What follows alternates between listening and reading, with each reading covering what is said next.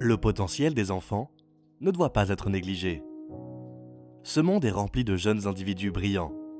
Il y a des enfants géniaux, comme Malala Yousafzai, qui a accompli des choses incroyables et a obtenu une reconnaissance internationale pour ses activités inspirantes.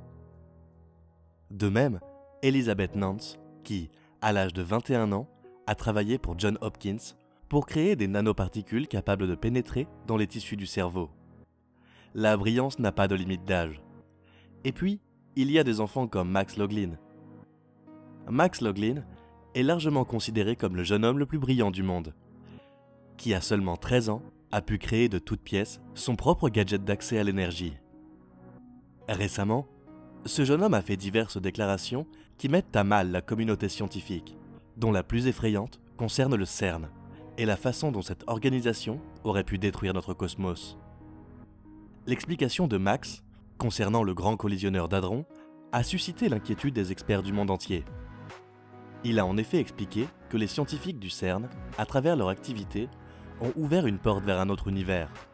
Sa théorie controversée était axée sur le fait que le CERN nous transfère dans un univers parallèle. Cela a soulevé pas mal de scepticisme. Cependant, nous ne devons pas oublier que ce n'est ni la première ni la dernière fois que le CERN sera confronté à de telles allégations. Tout d'abord, que signifie le CERN ? CERN est l'acronyme français de l'Organisation européenne pour la recherche nucléaire. Dans ce centre se trouve un ensemble massif de tunnels souterrains, que l'on appelle le collisionneur.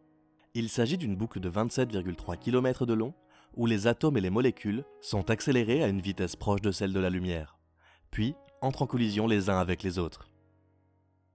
Le Grand Collisionneur de Hadron, LHC, de l'Organisation européenne pour la recherche nucléaire, à Genève, en Suisse, a été inauguré en 2008. Et sa première opération a eu lieu le 10 septembre de la même année. C'est le plus grand collisionneur de hadron, ou accélérateur de particules, du monde. Non seulement cela, mais c'est aussi la plus grande machine au monde jamais créée et construite. L'objectif de n'importe quel collisionneur est d'accélérer les particules à des vitesses incroyables, de les écraser et de détecter les résultats de ces collisions. Le but est de répondre à des questions fondamentales dans le domaine de la physique, concernant tout. Des relations entre les particules subatomiques aux théories de l'espace et du temps, en passant par la théorie de la relativité d'Einstein. Ce que les scientifiques espèrent trouver en faisant cela, ce sont de nouvelles particules, ou réactions, ou de nouvelles informations sur le fonctionnement de l'univers à un niveau fondamental. Normalement, les expériences de ce genre ne devraient pas poser de problème, ou être une source d'inquiétude pour le public. Les expériences elles-mêmes semblent inoffensives, et pourraient peut-être expliquer un jour la genèse du Big Bang. Malheureusement, ce n'est pas le cas avec le CERN. Il y a eu une panique et des allégations sans fin au sujet de cet objectif. De toutes les allégations bizarres faites au sujet du CERN, l'idée que les collisionneurs de particules à Genève ont en fait ouvert un portail vers un autre monde est peut-être la plus fascinante. Y a-t-il des preuves de cela ? Le jeune homme avait-il raison dans ses affirmations ? Reste jusqu'à la fin de cette vidéo car nous allons entrer dans les détails. Pourquoi cette vision du CERN semble effrayante ? Tout d'abord, je vous raconte une petite histoire. Une idée fascinante qui s'est répandue dans la science-fiction et la fantasy est la notion que d'autres univers et réalités, différentes des nôtres, abritant des royaumes fantastiques avec leurs propres lois de la physique. Certains présentent même de nombreux mondes, existant en parallèle du nôtre, entrant en collision les uns avec les autres et abritant même d'autres versions de nous-mêmes. C'est un concept qui a été exploré dans de nombreux films et œuvres de fiction. Mais s'agit-il simplement de science-fiction ou y a-t-il quelque chose de plus ? Ces dernières années, l'idée d'univers parallèle, que nous ne sommes qu'un monde parmi tant d'autres, peut-être infini, a été de plus en plus sérieusement étudiée, et la discussion s'est orientée vers l'idée de savoir si les voyages entre ces royaumes sont possibles. Tout cela a déclenché toutes sortes de débats et de théories du complot, pour savoir si ces portails ont été ouverts. Et l'un des endroits où l'on a prétendu l'avoir fait est bien sûr une installation scientifique secrète, située dans une région reculée de la Suisse. L'Organisation européenne pour la recherche nucléaire, généralement connue sous le nom de CERN, est une organisation de recherche composée de 23 États membres, qui a été créée en 1954 à Genève, à la frontière franco-suisse. dans le but de poursuivre des recherches sur les noyaux atomiques et la physique des hautes énergies, principalement les interactions entre les particules subatomiques et leurs effets. Le CERN est peut-être plus connu pour son gigantesque grand collisionneur de hadrons, LHC. Le collisionneur de particules, le plus grand et le plus énergétique du monde, qui a été construit entre 1998 et 2008, en collaboration avec des centaines de pays, d'universités et de laboratoires, dans une réalisation révolutionnaire de la science et de l'ingénierie. Bien qu'il s'agisse d'un accomplissement monumental et d'un progrès impressionnant dans le domaine scientifique, il s'est avéré être très controversé par le grand public. On a largement cru que l'accélérateur de particules signifierait la fin du monde en créant un trou noir miniature, ou en défaisant la réalité d'une manière ou d'une autre, malgré les assurances des scientifiques qu'il n'y avait pas lieu de s'inquiéter. Et même lorsque les premières collisions de particules ont été réalisées en 2010, sans que ce soit la fin du monde, toutes ces sortes de théories de conspiration ont continué à circuler à propos de l'objectif sincère du laboratoire. Les gens ont peur des effets secondaires de l'utilisation de cette technologie sans précédent.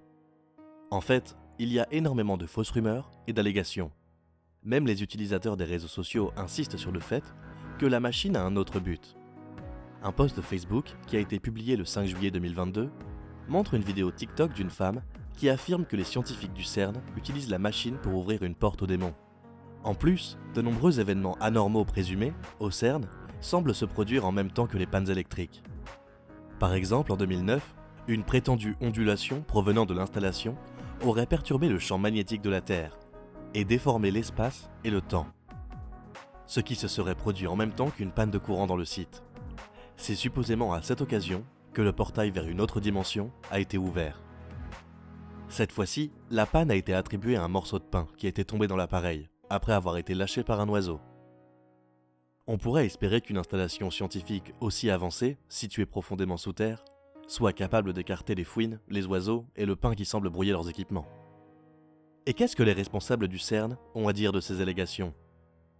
Les allégations selon lesquelles les scientifiques du CERN communiquent avec des entités démoniaques ou des extraterrestres, ou utilisent le collisionneur pour ouvrir un portail vers une autre dimension, n'ont aucun fondement, a déclaré Jean Stokovic, professeur de physique à l'université de Buffalo, à USA Today, dans un email. Pour créer un trou noir ou un trou de verre, même au niveau microscopique, avec notre technologie actuelle, dans le contexte de nos théories standards de la gravité, nous avons besoin d'un accélérateur aussi grand que l'univers entier, a déclaré Stokovic.